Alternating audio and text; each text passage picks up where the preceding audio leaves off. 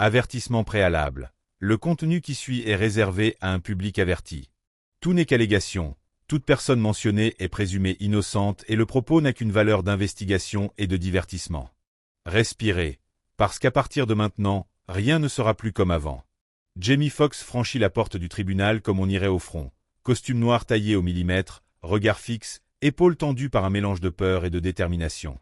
Sur le banc des journalistes, les stylos cessent de gratter. On n'entend plus que le bourdonnement sourd de la climatisation. Depuis 1 an, les rumeurs courent sur son hospitalisation éclair, ses silences Instagram, les selfies qu'il n'a jamais postés. On l'avait presque cru disparu, muselé, effacé des radars. Mais le voilà, vivant, tremblant, prêt à tout renverser. Je ne suis pas ici pour laver mon linge sale, je suis ici parce qu'on a essayé de me faire taire. La salle s'électrise. Qui? Pourquoi? Comment? Il remonte le temps à coups d'instantanés brûlants. Mars dernier, tournage de nuit à Atlanta, 3 prises ratées, un assistant paniqué qui lui glisse entre 2 caméras. On veut te voir dehors, tout de suite. Sur le parking, un inconnu braque un portable sur lui. Vidéo compromettante, visage masqué, musique qui couvre les voix. 35 000 $ ou sa fuite demain.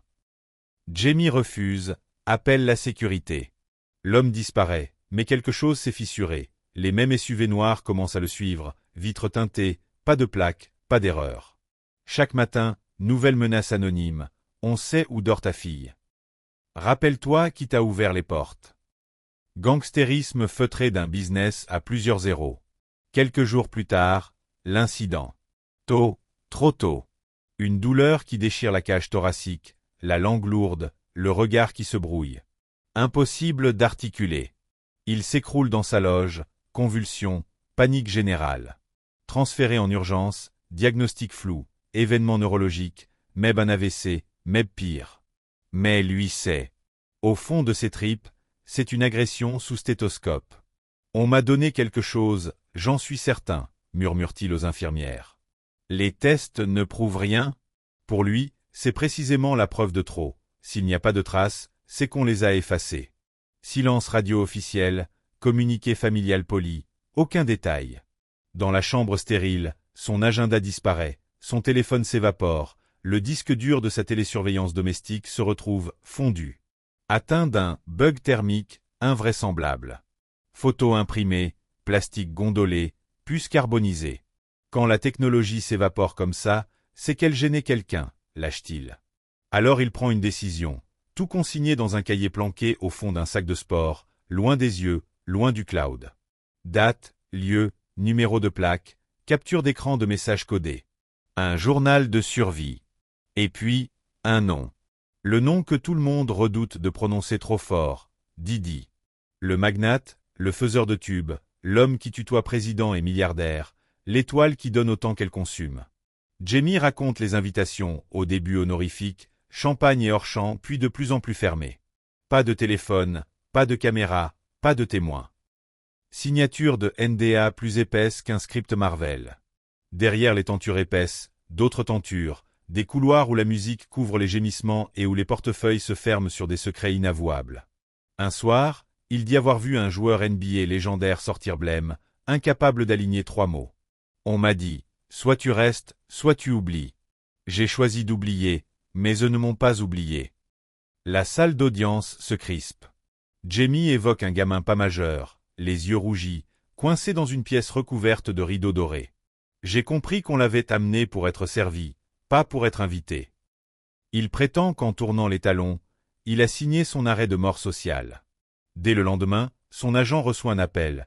Ton poulain devient ingérable. Rappelle-lui d'où vient son succès.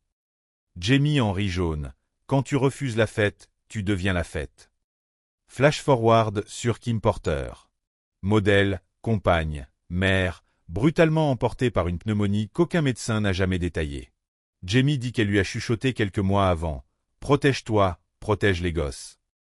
Elle aussi voulait parler, consigner, sortir un dossier. Elle est partie avant d'avoir pu.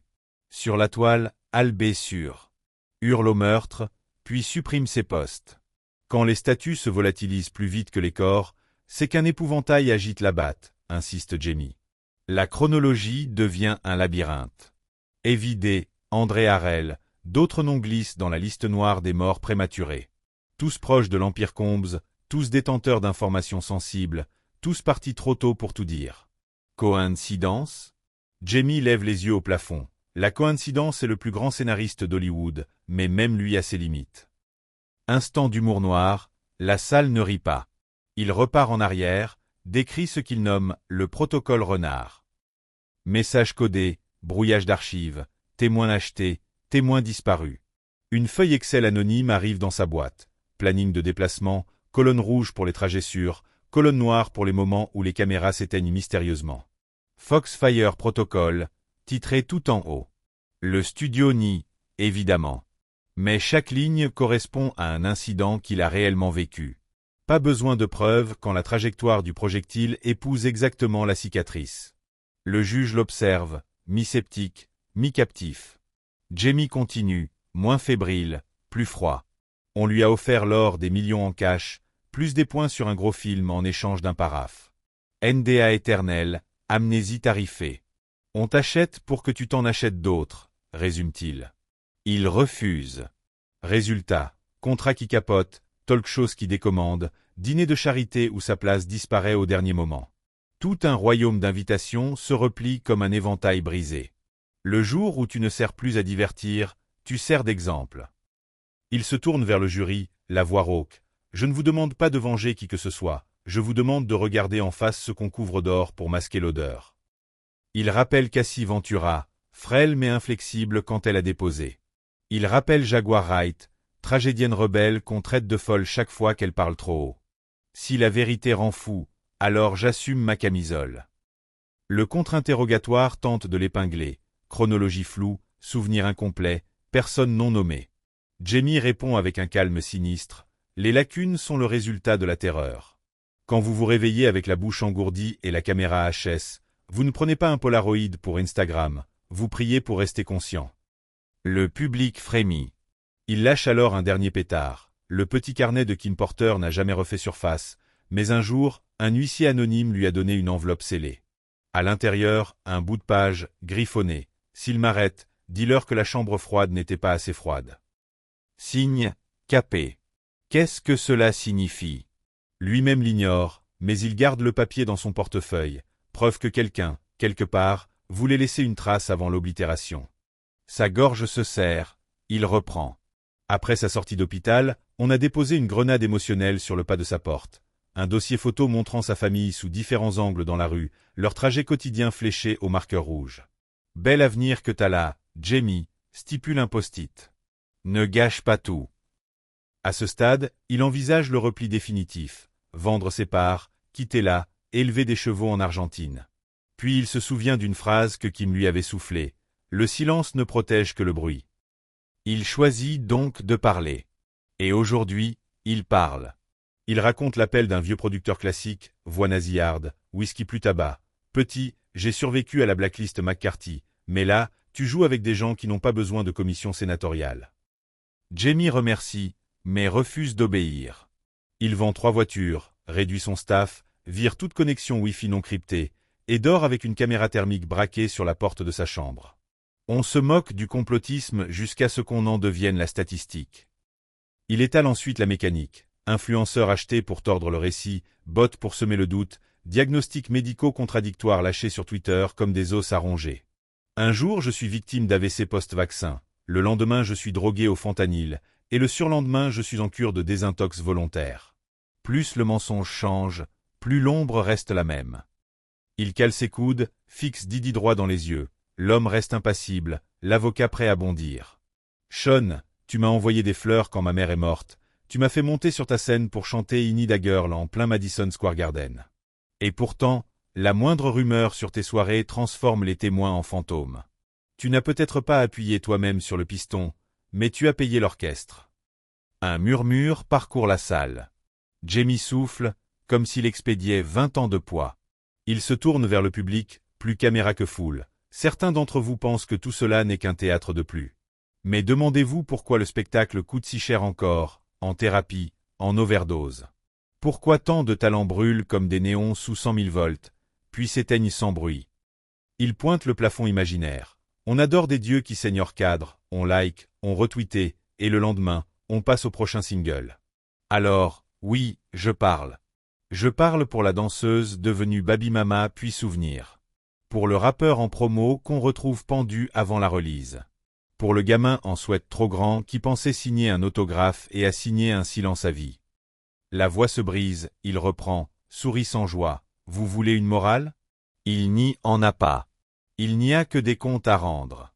Et aujourd'hui, je rends le mien. Il claque la main sur la barre, résonance métallique. Personne ne respire. Tout ce que j'ai dit est enregistré. Qu'on me traite de mythomane si ça rassure.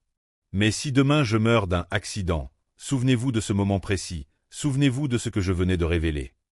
Il regarde sa montre, il est temps. Ni plus ni moins. Le juge l'autorise à quitter le stand, mais Jamie ne bouge pas encore. Il parcourt l'assemblée des yeux, d'un coin à l'autre, comme pour imprimer chaque visage, chaque souffle contenu. Vous vouliez un final. Il hausse les épaules. Le vrai final, il appartient aux enfants de ceux qu'on a fait taire. Et il descend, pas lent, main tremblante, pas un regard en arrière. Le parquet grince, la porte claque, la salle reste suspendue, chacun redécouvre la pesanteur de son propre corps. Un journaliste tousse, un autre écrase une larme discrète. On se demande déjà comment raconter ça sans se brûler. On se demande surtout combien de temps il faudra avant que le prochain témoin trouve, lui aussi, la force d'ouvrir la bouche. Mais pour l'instant, le grondement a commencé. Tweet frénétique, chaîne en édition spéciale, club VIP où l'on éteint précipitamment les enceintes. Didi garde le silence, ses avocats affûtent les communiqués, les attachés de presse révisent les éléments de langage. Pendant ce temps, quelque part, un disque dur change de main, un chauffeur de luxe efface des trajets GPS, un programmeur anonymise un forum. Le rideau ne tombe pas, il s'enflamme. Il est minuit passé quand Jamie Foxx quitte enfin le bâtiment, escorté, visage tendu mais regard clair. Pas de commentaires. Un simple hochement de tête vers les caméras, assez parlé pour ce soir. Les flashs crépitent. Dans le brouhaha, quelqu'un crie, et maintenant? Il hausse les épaules. Maintenant. Une seconde de pause, mince sourire. On respire. On regarde qui coupe le son. On compte les ombres. Et on se prépare, parce que la nuit est encore longue. Silence. Puis la portière se referme. La voiture s'éloigne. Personne ne quitte la rue. Tous attendent, comme si quelque chose d'autre allait tomber du ciel. Peut-être un nom. Peut-être une balle. Peut-être rien. Juste ce moment glacé où la vérité, nue, claque au vent, et où tout le monde fait semblant de ne pas entendre son cri.